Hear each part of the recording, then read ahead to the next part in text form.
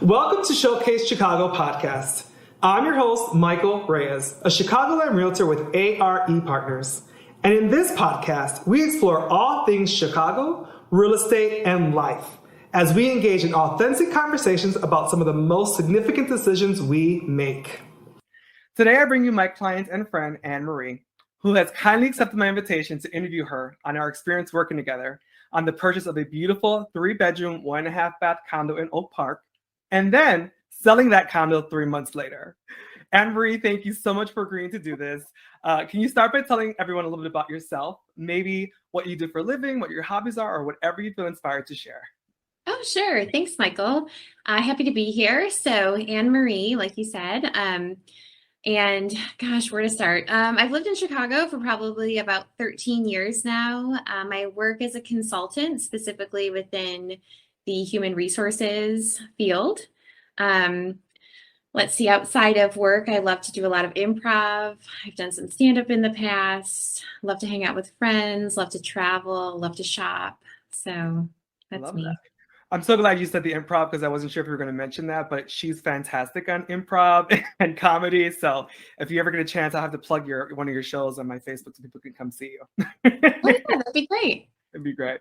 Well, again, thank you for wanting to do this. I thought that our experience working together was very unique. It was certainly a first for me in my business. And, I think at the foundation, it's a story about finding home. And so let's start at the beginning, right? The first transaction we did was a purchase. So where were you moving from and what made you want to buy? Yeah, so I had lived in River North in Chicago for 7 years. And I had been thinking about buying for a few years just because I thought it would be a good investment. And so I had been on the lookout for it. And then when the pandemic happened and I was spending a lot of time at home in a studio apartment that I rented. And so I was feeling, even before the pandemic, I felt like it might have been feeling a little bit too small for me, but I just wasn't home that much. And so it was a great price and it was an easy walk to work for me. And so it made a lot of sense to stay there. But when the pandemic happened and I was at home a lot and I just really didn't have any space to work from home and, I didn't even have a kitchen table. So I thought, now might be a good time to make a move. And I thought, let me go ahead and buy something because I wanted to make that investment, take that next step forward in, take advantage in my life. The interest rates were really good. The interest rates were fantastic at the time. And I didn't want to move into a rental and then move again. So I thought now would be the right time to buy. Absolutely. And I remember, giving you the referrals to work with Linda to get your financing together and definitely, doing the buyer consultation and kind of helping you through that process. And we found a fantastic condo. It was a beautiful condo, included parking. We got it at a really great price. The one thing I remember, we were under contract in January, but we had a delayed closing because the seller was pregnant. Yeah. Yes, we looked at the place in January. And then it closed, I think it was like early May. Yeah, I think I actually have the date. I think it's May 3rd or something of that nature. That sounds right. Yes, it was May 3rd. So you get your we make this happen. We get you a beautiful condo. You move in and tell me about that first month or so for you. Like what was going through your thoughts and about your new home? Yeah, so I was extremely excited to move in and have a lot more space. I was excited. I don't think we've mentioned yet that it's actually in Oak Park. So I was excited to move out to Oak Park and have just more space and easier access to nature. And then my best friend lives in Oak Park. So I was excited to be able to be closer to her and really wanted that extra space from a guest bedroom perspective, from an office perspective to work from home. Loved that it had a half bath as well. So I always like to be able to, have that primary bathroom for myself and then a little half bath for the guests. So I was excited about all of that. moved And in. moving from River North to a suburb, I mean a very close suburb because it kind of feel like it's right next to Chicago, but it's Yeah. still a suburb. It's a different lifestyle, it's a different beat. There's a different vibe for it. So you moved to Oak Park, and you thought that Yes. was the right fit. Yes. Well, I thought it was the right fit, but you're right. So within probably the first month I was there, that started to sink in. It didn't have that same city vibe that I was used to. It was a lot more family oriented, and I'm single. So I think that's an important distinction. I can't tell you how many people found out where I was living and then said, "Oh, your kids are up at homes." And I was like, "Oh, I don't even have kids." So, Yes, people assuming these things, right? yeah, a lot of people like to make a lot of assumptions. So, Absolutely. yeah, so it started to feel a little bit like maybe it wasn't the right location, started to feel a little bit like Too much space, I remember being one of too your much things. space. Yeah, it just, to me, I felt started to feel overwhelmed by the amount of space. I think having gone from a studio apartment to a 3 bedroom just felt like a lot for me. And I'm a very neat person. I like to be organized. I like to be clean. And I felt like I was spending so much time even just Swiffering the floors. So, Absolutely. um, yeah, so I started to maybe feel like it wasn't the right decision. And then you called me. I'll never forget that when I got the call. Again, this is a unique situation. I mean, someone Mhm. just purchased their condo, their home, and moved in and settled in, and you tell me you're considering, how should I sell it? What are my options? Right.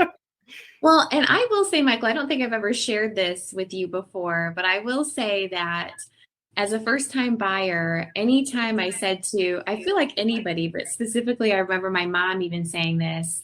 I feel like I said, well, what if I make a mistake? And I feel like so many people are like, and my mom certainly was like, well, you just sell it. And so I thought, Mhm. okay, well, you just sell it. Easy peasy. Exactly. Yeah. And that was not the initial reaction I had. No, it was not the initial reaction you had at all. I mean, I guess I knew it wouldn't be as easy as just let's sell it, but Yeah. I don't I think think it was was I don't think I was fully aware of what all would go into a sale. absolutely. And then certainly, when we met and we talked about, I pulled all the data, we crunched all the numbers. Me as a broker, I never want my clients to potentially lose money, right? And that was my biggest concern. There's a stigma of something that you just purchased for a certain price, literally, 30, 60 days ago. And my concern was, anyone coming to see this is going to think, I'm not paying more than you paid. Right? You just bought this. And so I remember, meeting with you, and we actually went to go see a condo downtown to We discuss, did. the potential of moving. Yep. And we crunched all the numbers, and I literally ultimately told you, wait a year. I certainly gave you all the information to make your own decision, but I Mhm. said, give it at least a year so that we don't have the stigma of having to resell it so quickly. Right. Exactly. And so you went, you digested, and we followed up, a few days later, and you're like, okay, let me just give it some time and we'll see how it goes. And so I said, okay, we'll give it that. And I think you gave it maybe another week or two, maybe 3. No, I think it was like a month. Was it a month? Okay. Okay. So it was a month. And Hmm. then I got the call. Let's do it. I do feel like you certainly gave me pause. I thought I wanted to sell it. And then when you gave me all of that great information, all of the comps, all of the numbers, the scenarios, I thought that was fantastic because it was a really data-driven way to make a decision. And so that certainly did give me pause and allowed me to take a look at my finances and figure out what might be the best decision for me. But then ultimately, I decided that for me, it wasn't going to be a data-driven decision and it wasn't going to be a financial decision. I just wanted to move for my own happiness. And that's the most important part. And this is a side funny moment though, but the storyline is similar to what just happened in the new series of Sex and the City. Mhm. So, Mhm. and thinking about it now in hindsight, I would have wished I would have been like, let's just sell it. However, again, I think I want it to be guarded, and I'm glad you mentioned me giving you the data, because that's very important for me when I work with a Yes. client, is to give you the information and make an informed decision. Well, and I actually, Michael, I was glad that you told me to wait Okay. because it helped me to like really continue to think about what I was doing and to make sure that I was uh, firm about my decision, Absolutely. because I of course just wanted to sell it and wanted to move forward because I thought I had made a mistake and I wanted to just fix the mistake that I made and move on. Yeah. But certainly given the implications, especially the financial ones, I needed to know that it was the right decision for me and that I wasn't going to regret it. And so certainly providing me with the data was awesome. And it was exactly what I needed to know, but it wasn't enough for me. And so I think initially when you showed me the numbers and you showed me the data, I thought, ooh, maybe this isn't the right decision. Yeah. But then when I sat with it for a while, I thought, you know what? No, my priority is my happiness and my priority is my peace of mind. And I just want to move forward and life is short. So it helped me to be resolute in the decision that I ultimately made. That's so important to say. And I'm so glad that you came to that. And I remember, looking at the data, I knew that there were I gave you scenarios. And the one scenario that I did feel confident was at the price you purchased it at. And I knew that the value was at least $12,000 to $13,000 more than what you paid for it. And so I was certainly, you crunch the numbers, you rely on the data, but when you put property on the market, what is your home worth to someone else? Your home is only worth what someone's willing to pay for it, right? I did know it could appraise out for what it ended up selling for. And I was pleased that my scenario worked out because we ended up listing it, and you did a fantastic job being a great seller. And we did a little virtual staging with the artwork, which I was really pleased with how that turned out.